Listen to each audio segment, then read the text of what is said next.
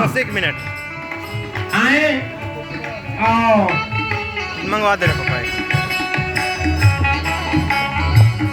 पुष्कर इन्हें ताली के द्वारा स्वागत करें।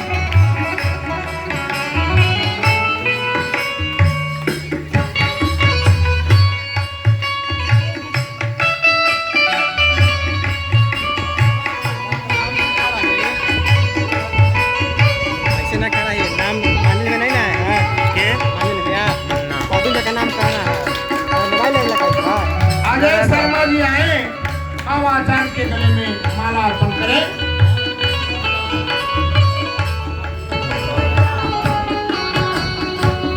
अजय शर्मा जी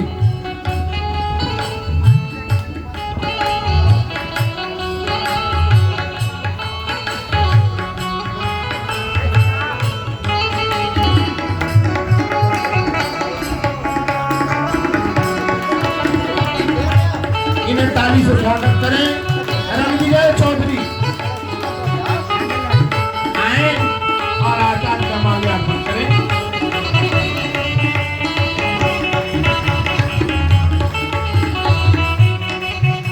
पदुम पांडे जी आए और आचार्य के गले माला सुशोभित करें।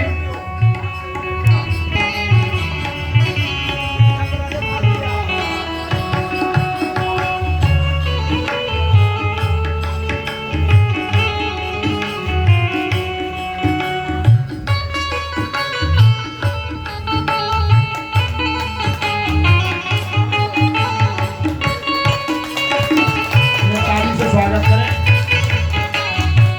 विकास चौधरी जी आए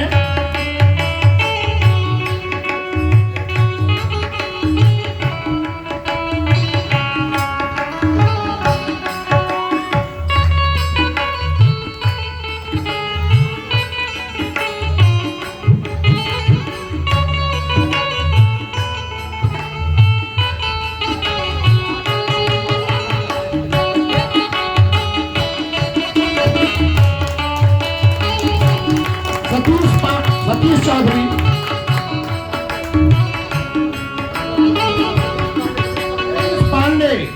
सतीश पांडे जी आए।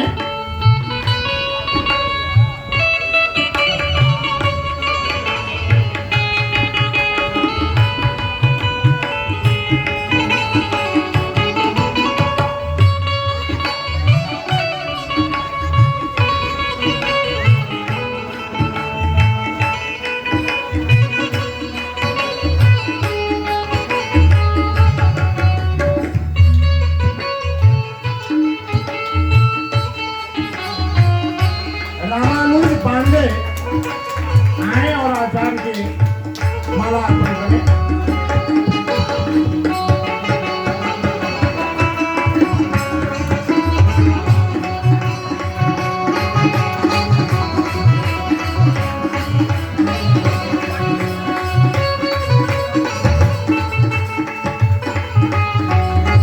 मैं आपको भी ताली से स्वागत करता हूं। सुनील पांडे जी आए और माल्यार्पण करें।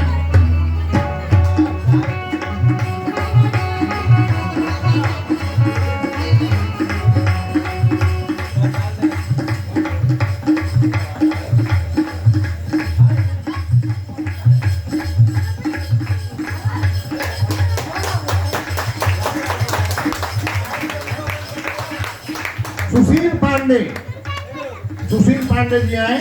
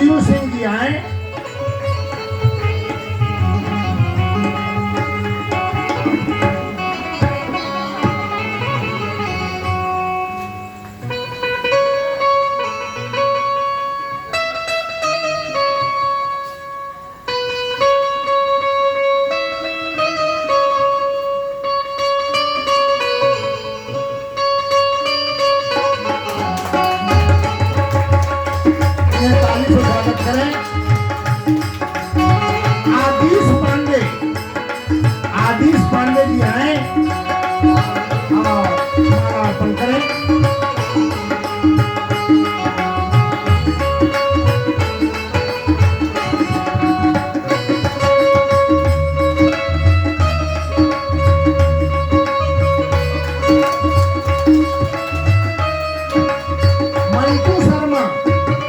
मंटू शर्मा आए और भगवान को माला अर्पण करें।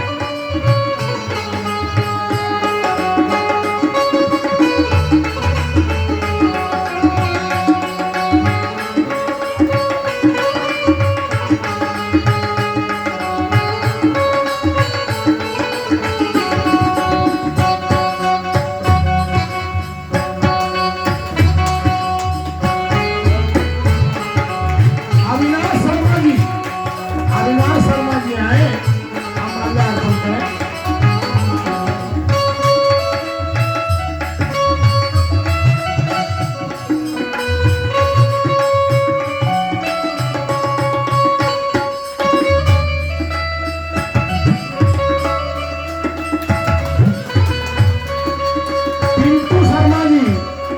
पिंटू शर्मा जी आए माल्या अर्पण करें।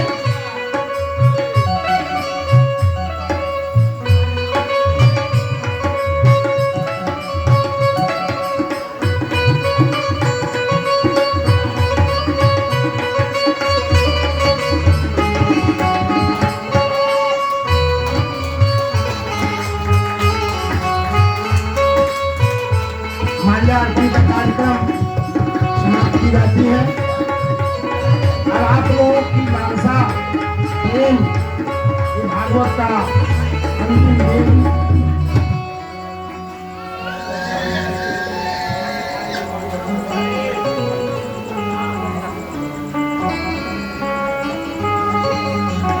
माननीय आचार्य जी से निवेदन करता हूं कि आगे का कार्यक्रम प्रारंभ की जाए। सभी लोग आपके इंतजार में हैं।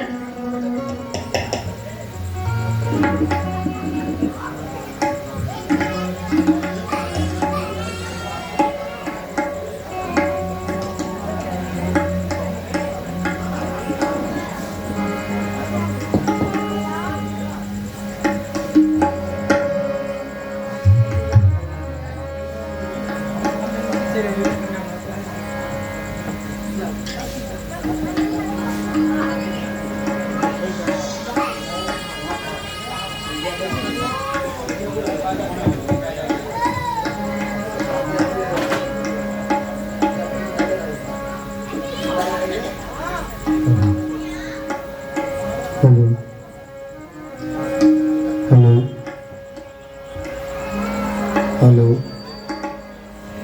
हेलो हेलो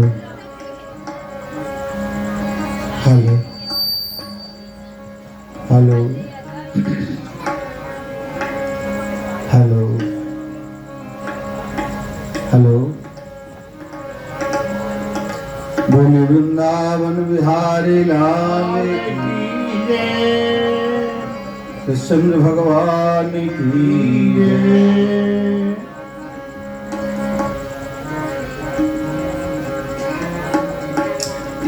हरि ओम।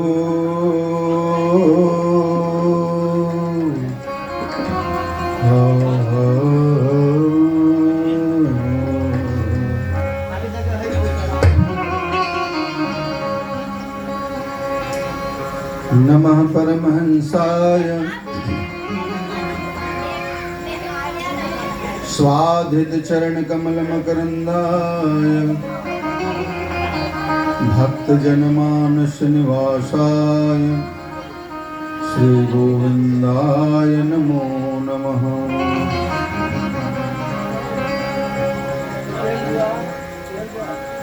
ध्येयं सदा परिभवग्नं भ्रष्टदोहम् तीर्थास्पदं शिवविरञ्जनुतं शरण्यं भृत्यार्तिहं प्रणतपाल भवाब्धिपोतम् वन्दे महापुरुष ते चरणारविन्दम्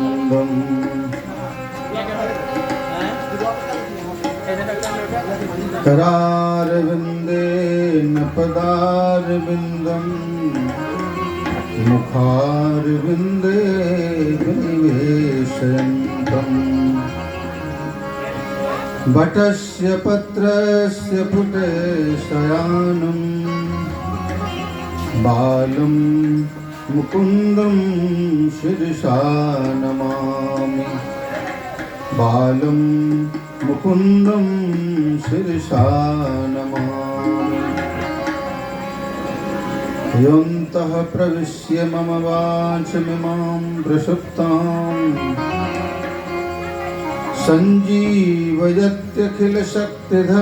सञ्जीवयत्यखिलशक्तिधरस्वधाम्नाम् अन्यस्तहस्तचरणश्रवणत्वगादे प्राणान् नमो भगवते पुरुषाय तुभ्यम् प्राणान् नमो भगवते पुरुषाय तुभ्यम् यं प्रव्रजन्तमनुपेतमपेतकृत्यम् द्वैपायनो विरहकातरया जुहाव पुत्रेति तन्मयतया तरवोऽभिनेदुः तं सर्वभूतहृदयं मुनिमानतोऽस्मि तं सर्वभूतहृदयं मुनिमानतोऽस्मि निगमकल्पतरोर्गलितं फलं शुकमुखादमृतद्रवसंयुतं पिबत भागवतं रसमालयं मुहुर्भो रसिका भुवि भावुका मुहुर्भो रसिका भुवि भावुका वसुदेवसुतं देवं कंसचाणूरमर्दनं देवकी परमानन्दं कृष्णं वन्दे जगद्गुरुम् अतुलितबलधामं स्वर्णशैलाभदेहम् धनुजवनकृशानं ज्ञानिनामाग्रगण्यम् सकलगुणनिधानं वानराणामधीशं रघुपतिप्रियभक्तं वादजातं नमामि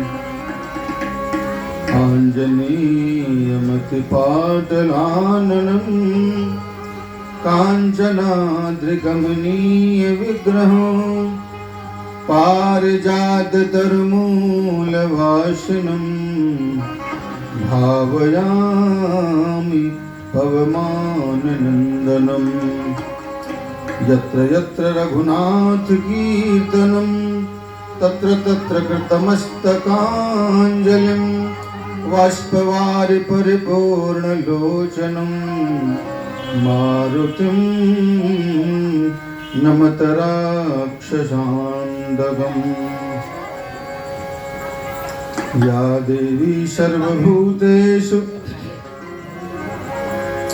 बुद्धिरूपेण संस्थिता नमस्तस्यै नमस्तस्यै नमस्तस्यै नमो नमः या देवी सर्वभूतेषु वाणीरूपेण संस्थिता नमस्तस्यै नमस्तस्यै नमस्तस्यै नमो नमः या देवी सर्वभूतेषु शक्तिरूपेण संस्थिता नमस्तस्यै नमस्तस्यै नमस्तस्यै नमो नमः गङ्गातरङ्गरमणीयजटाकलापं गौरी निरन्तरविभूषितवामभागम् नारायणप्रियमनङ्गमदापहारं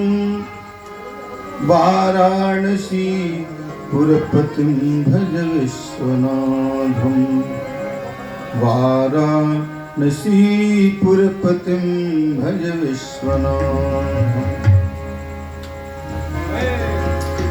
गौरांगं रश्मयं नित्यं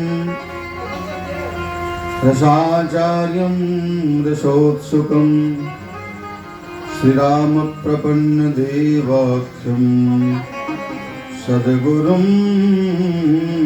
प्रणमाम्यहम् सद्गुरुं प्रणमाम्यहम् श्री गुरुचरण सरोज रज निज मन मुकुर सुधार वरणो रघुबर विमल यश जो दायक फल चार बुद्धिहीन तनु जानिके सुमिरा पवन कुमार बल बुद्धि विद्या देहु मुहि रहु कलेश विकार सियावर रामचंद्र।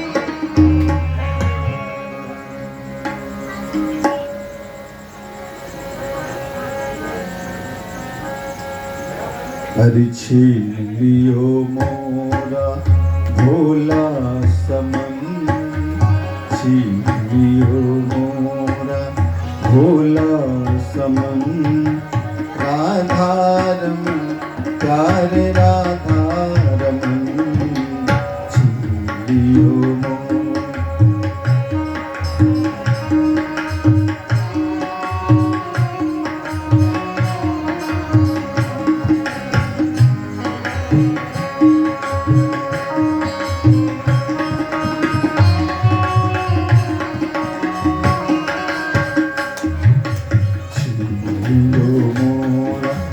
भोला समन राधारमन प्यारे राधारमन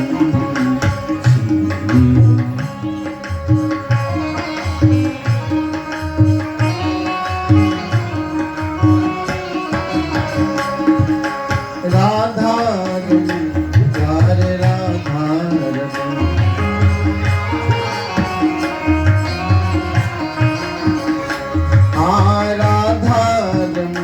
प्यारे राधारमन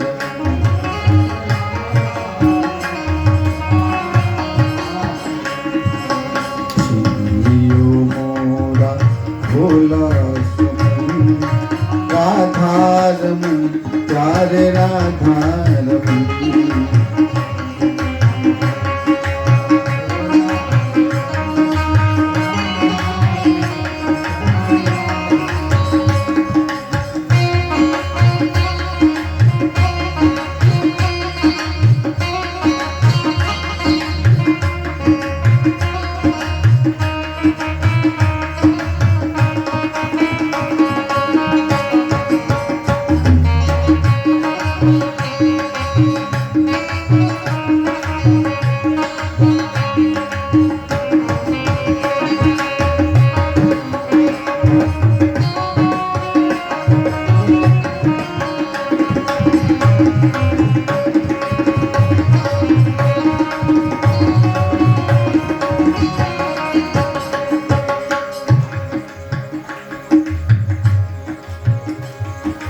जाकर के देखा है मंदिर के अंदर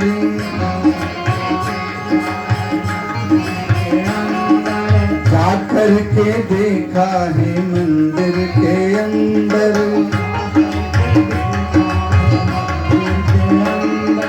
घट घट के वासी वही श्याम सुंदर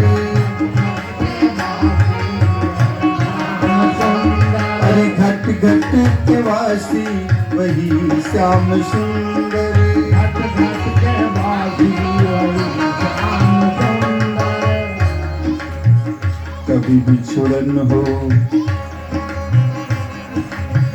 कभी बिछुड़न हो तो कभी हो मिलन राधारमन प्यारे राधारमन कभी बिछुड़न तो कभी हो मिलन। राधा रमन प्यारे राधा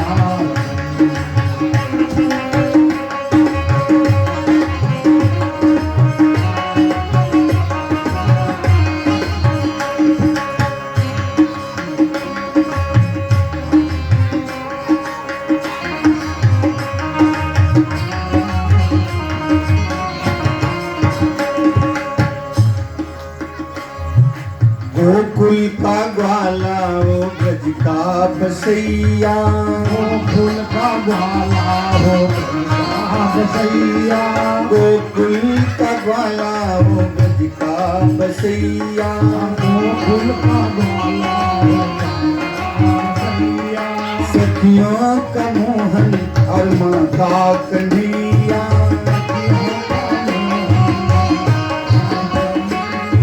सखियों का मोहन और माँ का कन्हैया।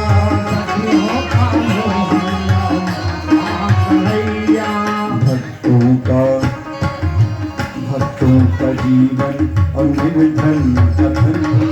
राधा प्यारे राधा। भक्तों का जीवन और निर्धन कथन। राधा प्यारे राधा भोला समन। राधा प्यारे राधा।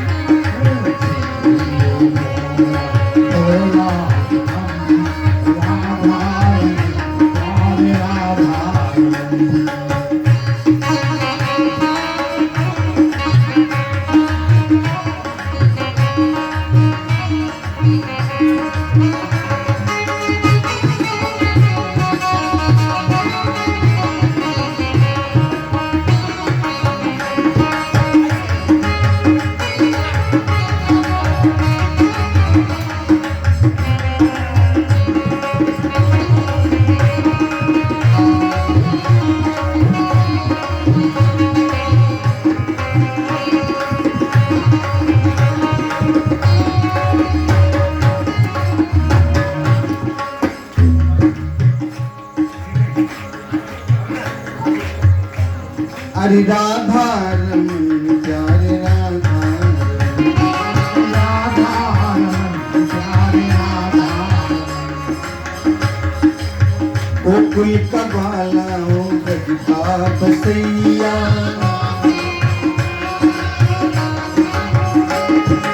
गोकुल का ग्वाला हो ब्रज का बसैया। सखियों का मोहन और माँ का कन्हैया।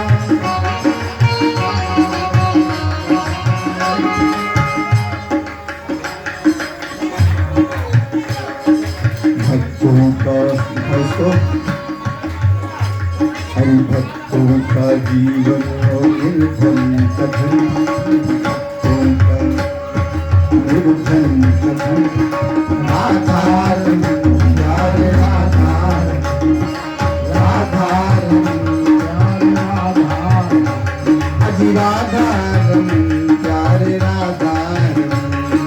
राधा प्यारे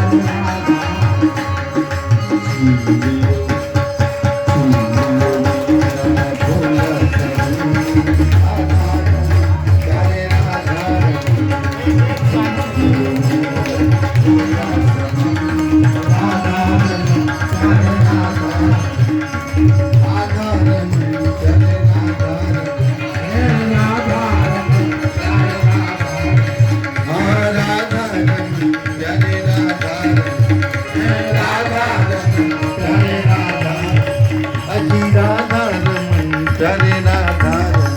भोला प्यारे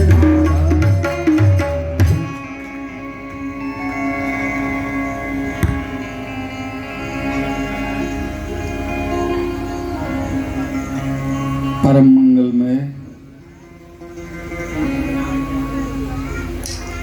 परम कारुणिक,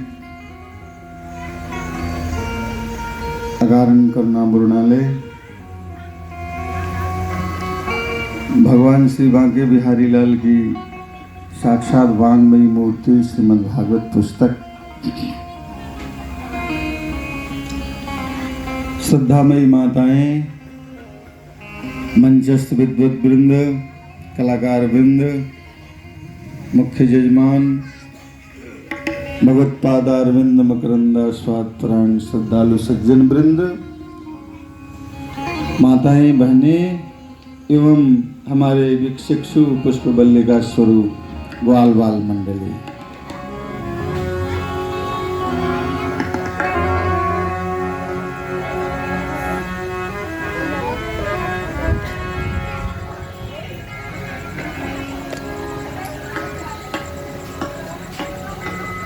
बड़े आनंद के वातावरण में 7 दिवसीय कार्यक्रम संपन्नता की ओर जा रहा है।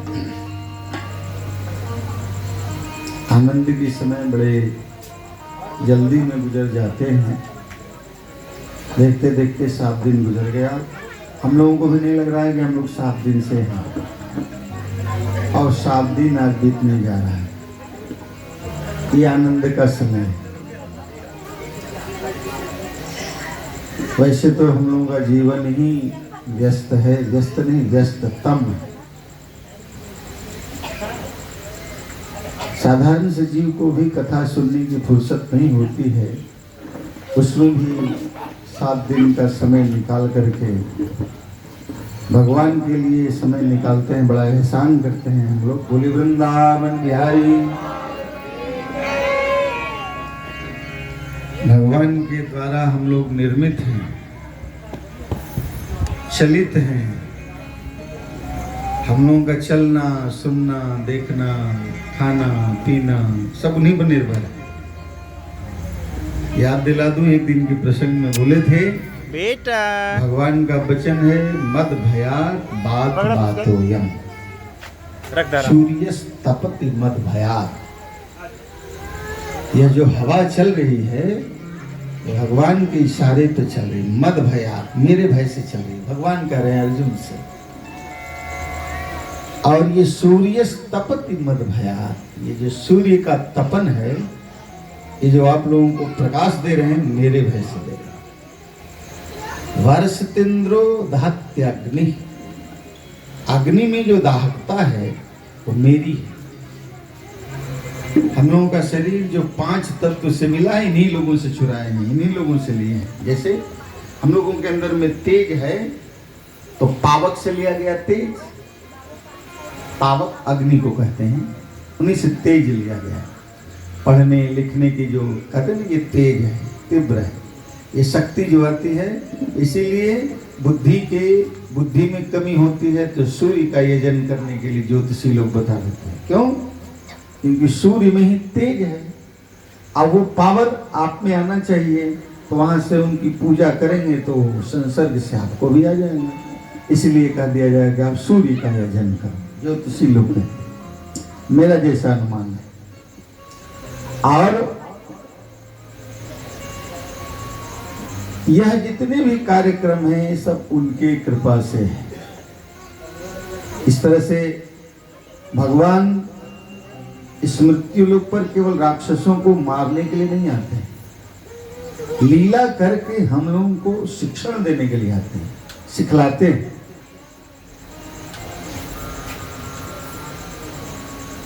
भाई वो तो भरत जैसा, क्यों? इतिहास क्यों बन गया? पूरे विश्व का साम्राज्य दिया जा रहा है और उसको ठुकरा दिया और लिया क्या? माथे पे जूती। इसलिए भरत आदर्श हो गया।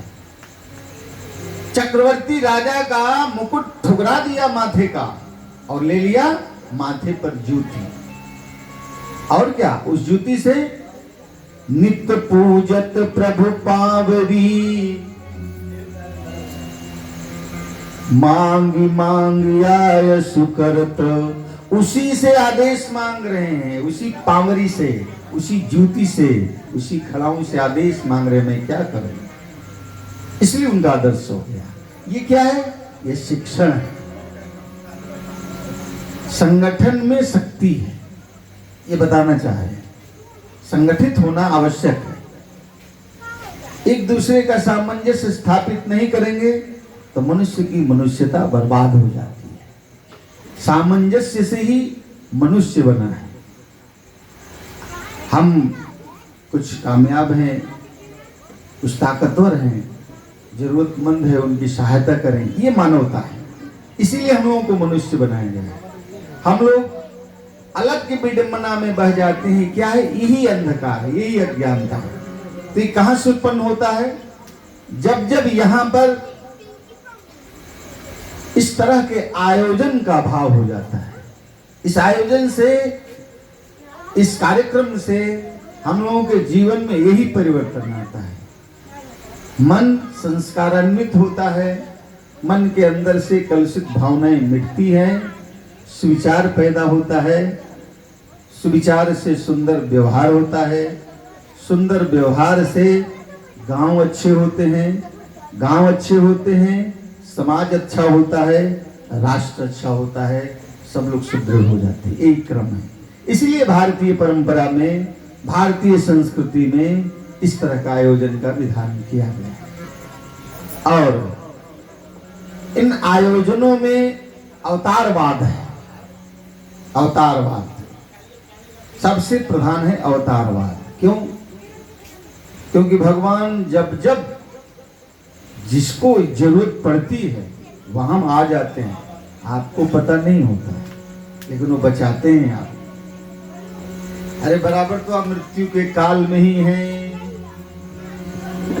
काल ब्याल मुख ग्रास। हम लोगों का जीवन है काल रूपी ब्याल के मुख में। काल माने समय, ब्याल माने सांप। काल रूपी सर्प के मुख में हम लोग बराबर हैं। जैसे नमूना देखिए, अभी कुछ दिन पहले हिमाचल प्रदेश के कुछ क्षेत्रों में ऐसा पहाड़ गिरा, ये बादल गिरा, गांव के गांव नपत्ता हो गया, पता ही नहीं चला ये क्या है।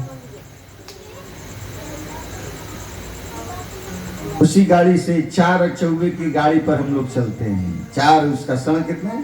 4 चौवे का है।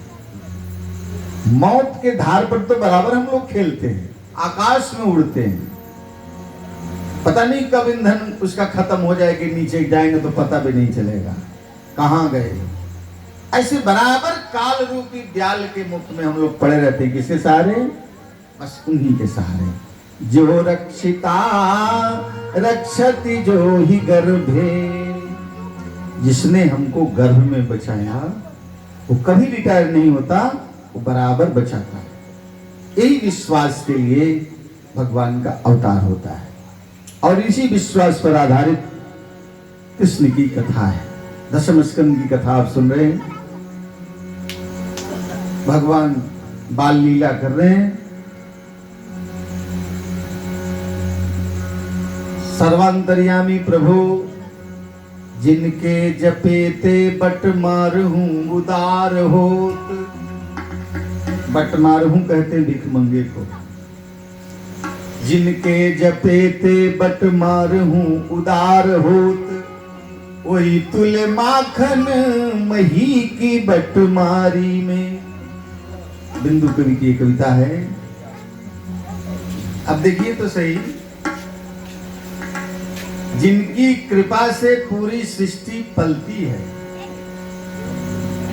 तो गोपिका कह रही है, वो कटोरे में माठा ले जा रही है। निवेदन कर चुका हूं कि वैकुंठ में या यहाँ से ऊपर जितने लोग हैं सबको गिना चुका हूं। भू भुवा स्वाहा मह जना तपा सत्यम। यहाँ के बाद ऊपर जितने भी लोग हैं कहीं भी माठा नहीं मिलता। इक्षु विकार मतयः कवि नाम गवाम रसो बालक भाषणम च एते पदार्था न भवन्ति स्वर्गे। यहाँ के बाद कहीं नहीं होता। इक्षु विकार के तारी का रस, कवियों की कविता, बालकों का संभाषण, तोतली बोली और ये माठा, भगवान की कथा, ये कहीं नहीं है। बस यही निवेदन कर चुका हूं। हनुमंत लाल जी इसीलिए यहाँ से नहीं गए, सब लोग चले गए। भगवान के जितने भी पार्षद हैं, जय विजय, सब लोग चले गए वैकुंठ में भगवान के साथ। जब वो लीला का सम्मार्जन करते हैं सब उनके साथ चले जाते हैं, लेकिन हनुमान जी नहीं जाते। वो कहते हैं कि नहीं, जहां जहां आपकी कथा होगी, हमें तो केवल कथा में आनंद आता है, कथा होती है बस मेरा भोजन हो जाता है, मैं वहीं रह लेता हूं।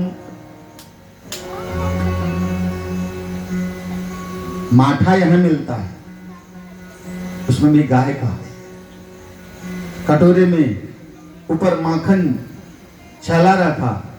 कन्हैया ने देखा माठा, गोपिका देखा रही है। कन्हैया ने कहा पिलाओ जरा, देखिए कैसा होता है, माठा पिलाओ। माठा पियोगे? कहाँ पिएंगे, तो मेरे अंगना में चलो, नाचोगे तो माठा देंगे।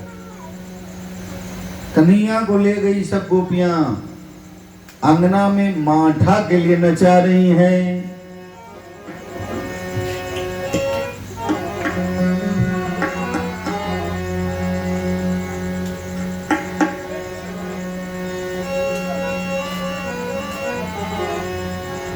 माठा के लिए नचा रही अंगना में।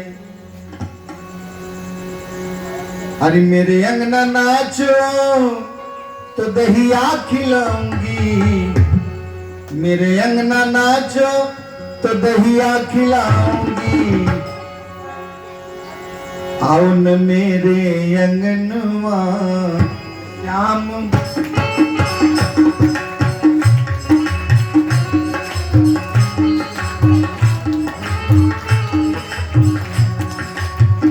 छम छम नाचे अंगनवा श्याम माने, छम छम नाचे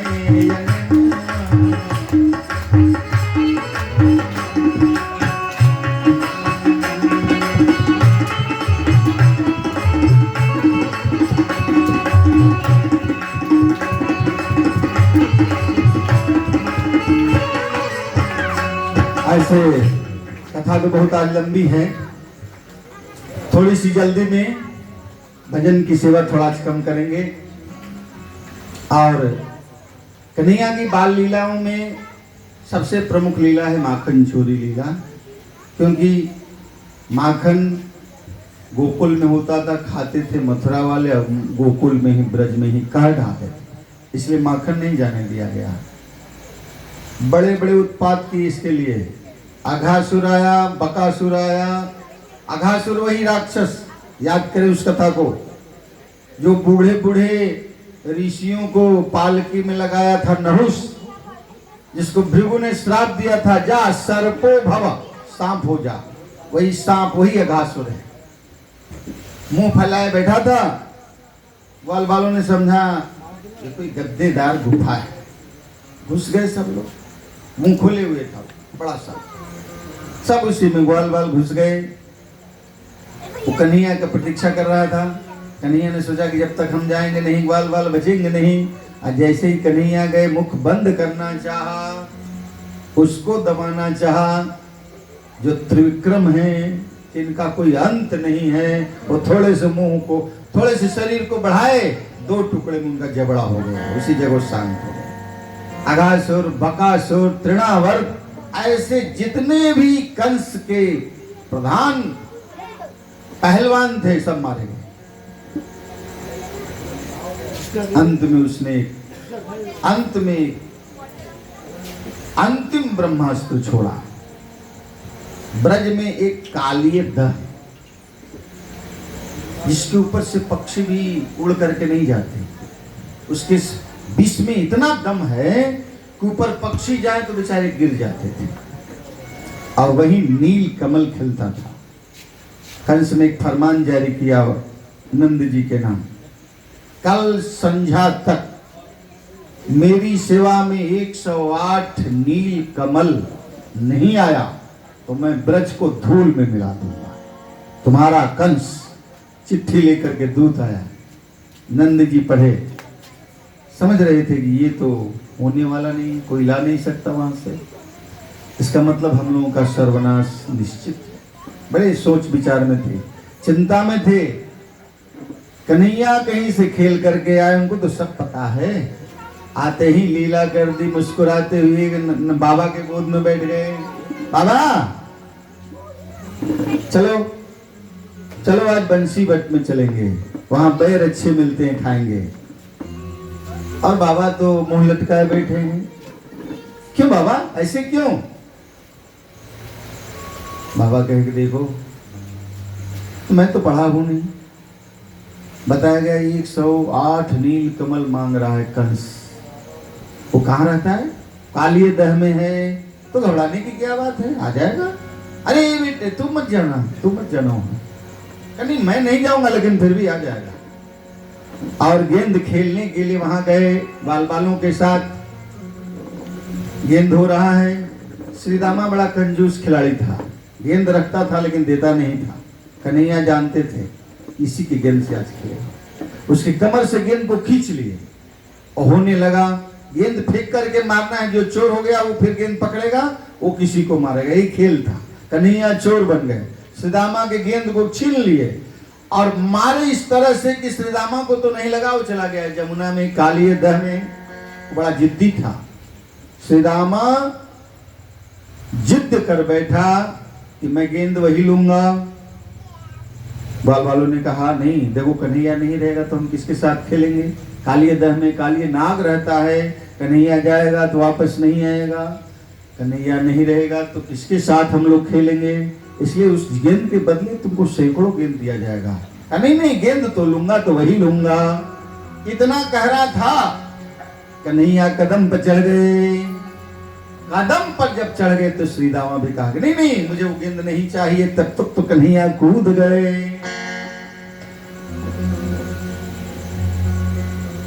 कालिए नाग रहता था, उसके पहले उसकी पत्नियां पहरेदारी करती थी। नागिन डसना जानती है केवल, वो नहीं छोड़ती। नाग तो नहीं छेड़िएगा तो नहीं डसेगा, लेकिन नागिन मिल जाए तो केवल डसती। लेकिन भगवान के रूप सौंदर्य को देखते ही देखती रह गई। क्यों आए हो तुम यहाँ? कान्हा नागिन के समझावे काहे ला पानी में। कान्हा नागिन के समझावे काहे ला पानी में। कान्हा नागिन के समझावे काहे ला पानी में।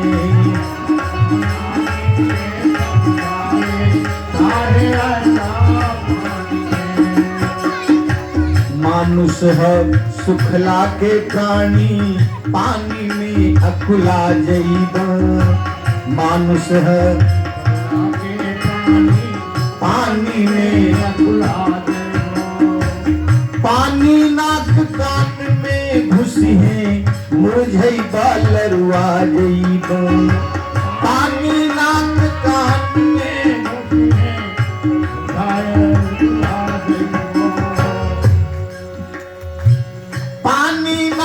कान में घुसी है, मुरझईबा लरुआ जईबा।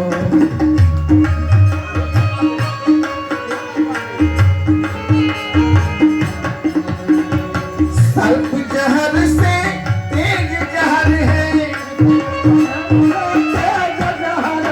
सर्प जहर से तेज जहर है। चढ़ल जवानी में, अरे चढ़ल जवानी नागिन के समझावे काहे ला पानी में। नागिन के समझावे काहे ला पानी में। काहे ला पानी में, काहे ला पानी में। काहे ला पानी में, काहे ला नागिन के समझावे नागिन के समझावे काहे ला पानी में।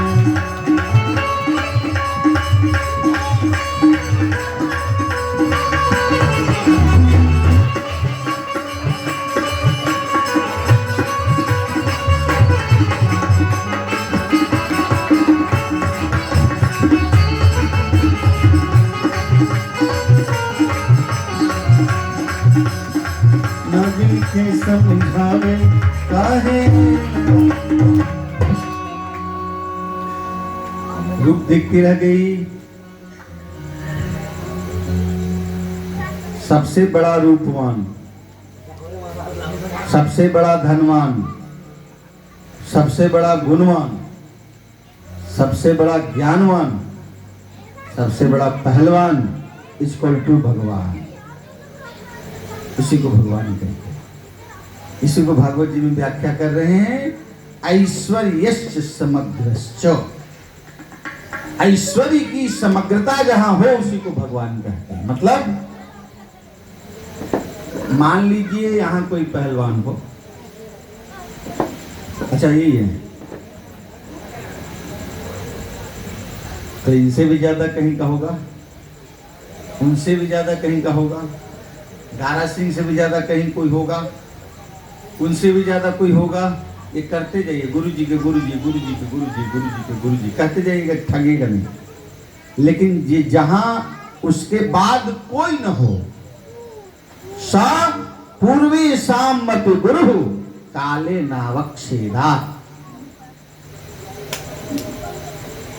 ऐश्वर्य की जहां समग्रता हो उसके बाद न कोई पहलवान हो, न कोई गुणवान हो, न कोई रूपवान हो, न कोई धनवान हो, उसको भगवान कहते। एक दो उदाहरण देने के बाद मूल बात पर चलेंगे। सबसे बड़ा रूपवान कैसे, देखिए यहां उदाहरण। पाणिनि जी एक सूत्र लिखा है, तत्सन्निधौ सर्वभूत वैर त्याग। तत्सन्निधौ, जिनकी सन्निधि में आने पर बैरी बैर को भूल जाए उसको कहते हैं रूपवान। शूर्पणखा जाकर के भाई से नमक मिर्चा लगाकर बोली, तो यहां राज कर रहा है, तेरे बहन की देखे क्या ही हालत हो गई। वो पूरी सेना लेकर के आए हैं भगवान के साथ भगवान को मारने, लेकिन भगवान को देखते ही क्या कह रहा है, खरदूषण बधलायक नहीं पुरुष अनुपा। यह मारने लायक बालक नहीं है। मैंने जेते हते, बहुत मारे, गंधर्व को मारे, किन्नर को मारे, सबको मारे, लेकिन ऐसा रूप नहीं देखा। इसलिए बधलायक नहीं पुरुष अनुपा। यह मारने लायक बालक नहीं। नागिन देखी तो देखती रह गई, इसको कहते हैं रूप। अच्छी सूरत को संवरने की जरूरत क्या है, सादगी भी कयामत की अदा होती, इसको कहते हैं रूप।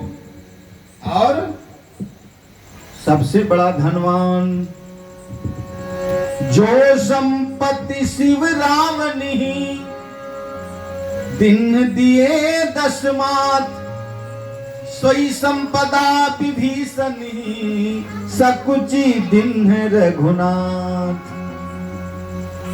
रावण के पास क्या था, सोने की लंका। हालांकि वो भी घोटाले की थी, अपनी नहीं थी।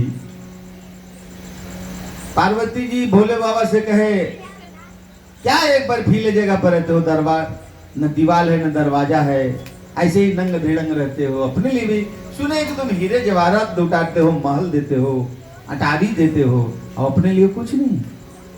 अरे हमारे लिए भी कुछ बना दो। तो पार्वती जी के कहने पर एक बहुत बड़ा महल बना, नगरे बना दिया, सोने का, सोने का नगर बना दिया। नगर बनाया और हुआ कि भाई इतना बढ़िया मकान बना है तो इसका बढ़िया पंडित होना चाहिए, क्योंकि रावण साधारण पंडित नहीं था। रावण के यहाँ वेद पढ़ने साक्षात ब्रह्मा जाते थे, क्योंकि चारों वेद का खुद ज्ञाता था। इसलिए ऐरू गैरू से वेद नहीं पढ़वाता, साक्षात ब्रह्मा को वहां जाना पड़ता था। और ब्रह्मा को जाना पड़ता था वो भी भय से।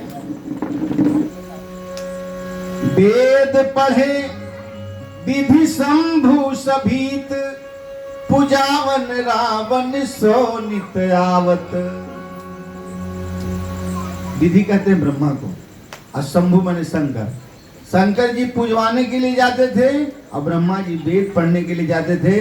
दरबान वहां कहता था, ए रुकिए, अभी हमारे साहेब को फुर्सत नहीं है, बैठना पड़ेगा, जब फुर्सत होगी तो आपसे वेद पढ़वा लेंगे। बोले बाबा गए कि पूजा करवा लो, सवेरे का समय है। नहीं नहीं, अभी आप बैठो, जब साहेब को समय होगा पूजा करवा लेंगे। दोनों आदमी बैठे रहते थे, दरबान आता था, बोलता था। वाल्मीकि रामायण भी ऐसी चर्चा है।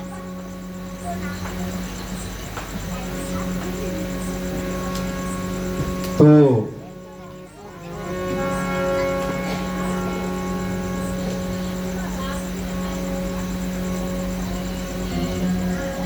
रावण पंडित बना भोले बाबा का, कर्मकांडी।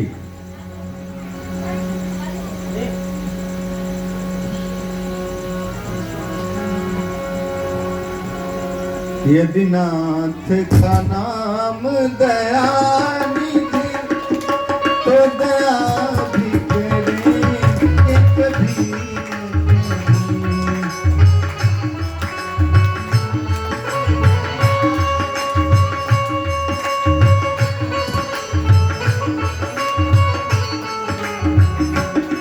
यदि नाथ का नाम दयानिधि है, तो दया भी करे एक भी,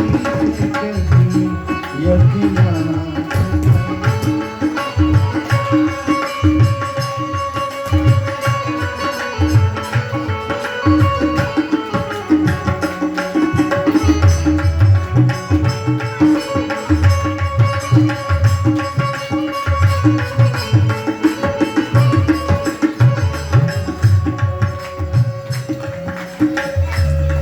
दुखिया जन की, दुखिया जन की हर दुख हरी।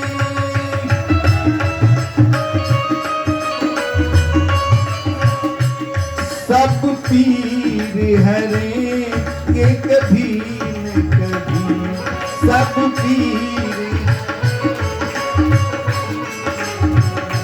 ये दीनाथ का नाम दयानिधि है, तो दया भी करे एक भी न कभी। ये दीनाथ का नाम, तो दया भी करे एक भी न कभी। कर्मकांड करवाए रावण पंडित। कर्मकांड करवाने के बाद हुआ कि दक्षिणा, क्या दक्षिणा आपसे लेना बाबा? आप तो खुद नंग धिड़ंग रहते हैं, क्या दक्षिणा आपसे लेना? जा रहे हैं हम ऐसे ही? नहीं नहीं, दक्षिणा बिना कथम श्राद्धम मृतम भवे। वो पूजा बेकार हो जाती है जहां दक्षिणा नहीं। इसलिए दक्षिणा बोलो, मुंह मांगा बोलो। तो ऐसा है, ये जो महल बनाए हैं दे दीजिए हमको। वो जो नगर बनाए थे सोने का पार्वती जी के लिए, वही मांग।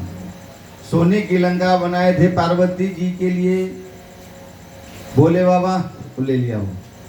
और उसका चचेरा भाई था कुबेर, वो एक ऐसा विमान रखता था जिसमें ईंधन की जरूरत नहीं है, अपने आप चलता था। वो विमानवा छीन लिया। इतना बड़ा महल है तो एरोप्लेन भी अपना होना चाहिए, छीन लिया।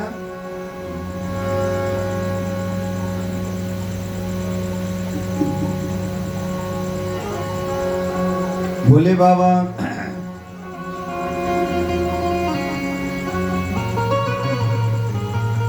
नागिन देखती रह गई भगवान के रूप। कहा चले जाओ बालक, यहां से तुम चले जाओ। जाने हम नहीं आए, हम भगाने आए हैं। क्या बकते हो? तब तक नाग जग गया। जगना था कि उसके शरीर पर कूद गए। तब तक लगा विष का वमन करने। कन्हैया थोड़ा सा भोले बाबा को बुलाए, बाबा देखिए आपका चेला थोड़ा बदमाशी कर रहा है, जिसको ठंडा कीजिए। सारा विष उसका पान कर गए। मान लीजिए कोई बहुत बड़ा नाग हो, कोबरा देखते हैं ना, कोबरा, और उसके पास जहर नहीं है तो क्या है वो? जिंदा खिलौना है। देखते ना, आते हैं वो दिखाने वाला, बच्चों के गले में लपेट देता है। नाग पंचमी के दिन आता है दिखाने वाला, अब बच्चों के गले में लपेट देता है, इसलिए कि उसमें कुछ नहीं है, वो एक जिंदा खिलौना है। सांप का खिलौना होता है ना, उसी तरह से वो जिंदा चलता फिरता खिलौना है, कोई दम नहीं है।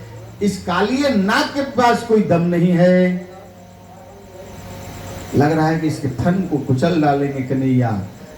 सारी नाग पत्नियां भगवान के चरणों पर गिर गई। महाराज, अपराध सहस्त्रभाजनम, आप मेरे अपराध की क्षमा कीजिए, मेरे सुहाग को बचा लीजिए। कहा कि मैं मारता नहीं हूं, मैं संहार करता हूं, मैं संवारता हूं। अच्छी बात तो तब होगी तुम यमुना को शुद्ध कर दो, निर्मल कर दो। मैं यमुना को निर्मल बनाने आया हूं, जो दूषित है उसको पवित्र करने आया हूं।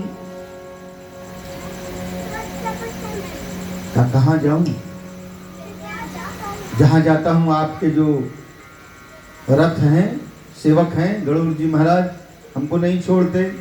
हम तो अमेरिका में रहते थे, रमण द्वीप अमेरिका में, हम तो वहां हमारे नाग की प्रजातियां रहती हैं, मेरा गांव है, हम वहीं रहते थे, आराम से वहीं रहते थे। आपके गरुड़ जी महाराज गए, गांव के सारे नाग को मारने लगे। हम लोगों ने आपस में निर्णय कर लिया कि सर्वनाशे समुत्पन्ने अर्धम त्यजति पंडिता, एक नियम है, सर्वनाश की स्थिति आए तो बलिदान करना चाहिए। खुदीराम बोस न होते, चंद्रशेखर आजाद न होते, सरदार भगत सिंह न होते तो शायद हम लोग ऐसे बैठ के कथा नहीं सुन पाते। नियम है, तो हम लोगों ने एक नियम बनाया। इसलिए महाराज, आप सारे नाग जातियों को क्यों मार रहे हैं? हम सब लोग अपने अपने घर से एक एक सदस्य आपकी सेवा में भेजा करेंगे प्रतिदिन। आप वहीं बैठे बैठे भोग लगाओ। गरुड़ जी ने भी सोचा तो लड़ने भिड़ने से क्या फायदा, जब बैठे बैठे भोजन मिल रहा है। सब लोग अपने घर से एक सदस्य जाता था गरुड़ जी की सेवा में, गरुड़ जी बैठे बैठे भोग लगाते थे। कालिए नाग की बारी आई तो कालिए नाग सोचा कि जब हमारे में दम है, हम लड़ना जानते तो ऐसे काहे मरेंगे, लड़के मरेंगे। सुबह से शाम हो गई, कोई नहीं आया, भूख लगी थी, गरुड़ जी घबरा गए, खिसिया गए, चढ़ाई किए। सबों ने कहा नहीं महाराज इसमें मेरा कसूर नहीं है, वही आज कालिए नाग का समय था, वही नहीं गया है। कहाँ घर है उसका? घर का पता दिया गया, चढ़ाई कर दिए गरुड़ जी। दोनों में भयंकर युद्ध हुआ, लेकिन इनके चोंच और पंजे से क्या कालिए नाग बचता, सारा परिवार को लेकर के इसी काले दह में छिप गया। परीक्षित पूछा कि कालिए दह में क्यों छिपा, यहां उसको कौन सी सुरक्षा मिल गई? शुक्राचार्य जी ने कहा सुनो, कालिए नाग जानता था इस कालिए दह में गरुड़ जी नहीं आएंगे, क्योंकि इसी कालिए दह के छेड़े में, जल में एक लोमस ऋषि तपस्या करते थे। जल के अंदर बैठकर साधना है, प्राणायाम की ऐसी व्यवस्था है, प्राणायाम की साधना से जल में बैठा जा सकता है। प्रैक्टिकली देखना हो तो आप चले जाइएगा 80 घाट काशी में अनंत विज्ञान मठ है। 80 घाट पर जब एकांत घाट हो जाता है तो उसमें अंदर में जाकर के सभी सन्यासी, बहुत सारे सन्यासी अंदर में बैठ करके आज भी तपस्या करते हैं। आप देख सकते हैं, माथे हाथ का माथा तकिया लगा करके जल में घूम रहे हैं जैसे नाव चल रहा है, अनवरत। ये प्रत्यक्ष आप देख सकते हैं साधना। ऐसी साधना है, अंतरंग साधना है, जिसमें बैठ करके और पद्मासन में अंदर जल में ही साधना की जा सकती है। ऐसी साधना लोमस ऋषि करते थे और संन्यास में ऊपर में आते थे। तो एक दिन क्या देखते हैं, ऊपर में जैसे ही आए तो ये गरुड़ उनके जल में से, उसी जमुना के छेड़े में से मछली निकाल निकाल करके खा रहा है और उसकी हड्डी को किनारे पर रख रहा है। लोमस ऋषि देखे तो कह रहे, जिस जल में, जिस वरुण देवता में हम साधना करते हैं, तुम उसी जल को अपवित्र कर रहे हो। इस परिसर में आओगे तो तुम्हारे शरीर के 10 टुकड़े हो जाएंगे। श्राप दे दिया। ये कालिया नाग जानता था, इसीलिए प्रभु मैं यहाँ हूं। भगवान ने कहा अब से मेरा चिन्ह रहेगा, पद चिन्ह तुम्हारे ऊपर रहेगा, है ना, ऐसा चिन्ह रहता है। अब तुमको गरुड़ नहीं बिगाड़ेंगे, इसलिए तुम छोड़कर चले जाओ। भगवान ने अपना पैर का चिन्ह उस पर छाप दिया और जाने के लिए सब परिवार तैयार हो गए। कहा ऐसे कैसे जाओगे, सबको दिखाओ। तो सब लोग किनारे पर कन्हैया कूद गए हैं। ब्रज में हंगामा मचा हुआ है। यशोदा मैया तो बेहोश पड़ी है, क्योंकि जानता है कि कालिए नाग कालिए दह में जो जाता है लौट के नहीं आता। जो भी गैया बछिया जल पी वही रह गई है। कन्हैया चला गया है, मैया बेहोश पड़ी है। जैसे ही ऊपर आकर के बांसुरी बजाने लगे, उस बांसुरी की धुन से, क्योंकि बांसुरी में क्या है, श्रुति है, वेद है, उस धुन से ही चेतनता आ गई यशोदा मैया में। उठी, उठकर खड़ी हो गई। अरे तो कन्हैया की बंसी है।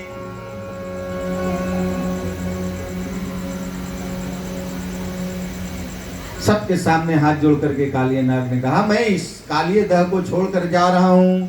आज से जमुना पवित्र हो गई, कोई भी जल पी सकता है, स्वच्छ हो गया। भगवान एक दिन में जमुना के जल को पवित्र कर दिया, जो दूषित था स्वच्छ बना दिया।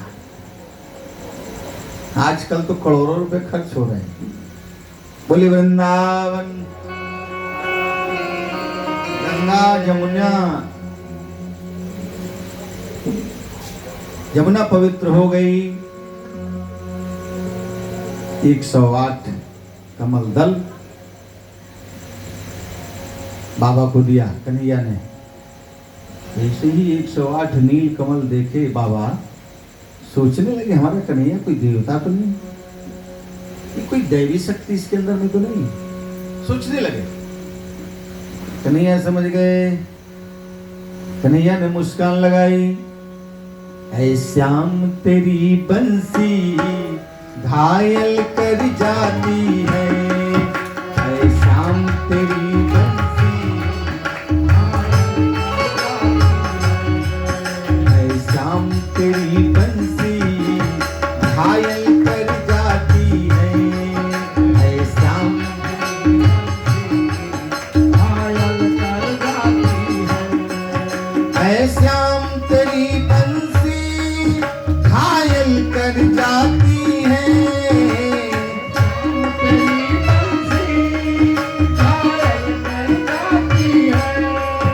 मुस्कान तेरी मीठी, मुस्कान तेरी मीठी कितना तड़पाती है, मुस्कान तेरी मीठी।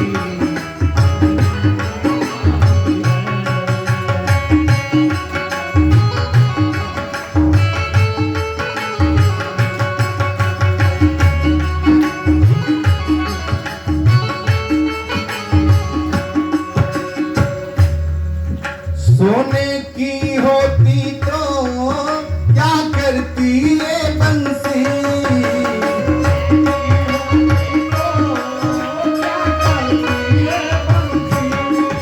सोने की होती तो क्या करती ये बंसी,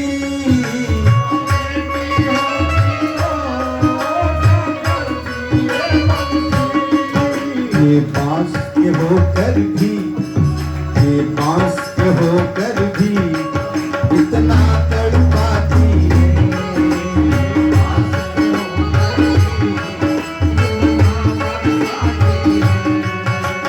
शाम तेरी बंसी घायल कर जाती है, शाम तेरी बंसी घायल कर जाती है।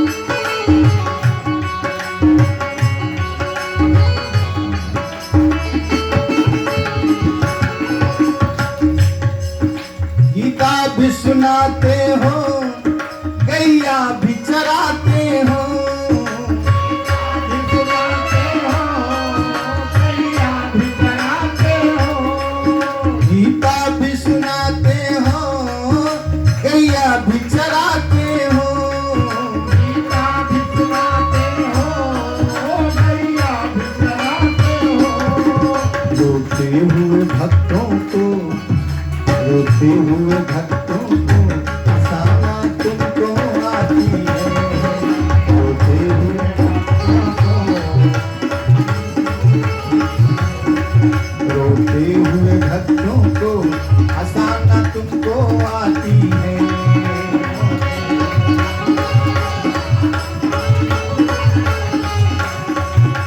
शाम तेरी बंसी घायल कर जाती है।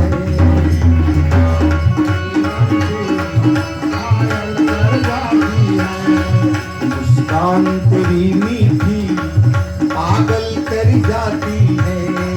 मुस्कान तेरी मीठी पागल कर जाती है। शाम तेरी बंसी घायल कर जाती है। है श्याम तेरी बंसी।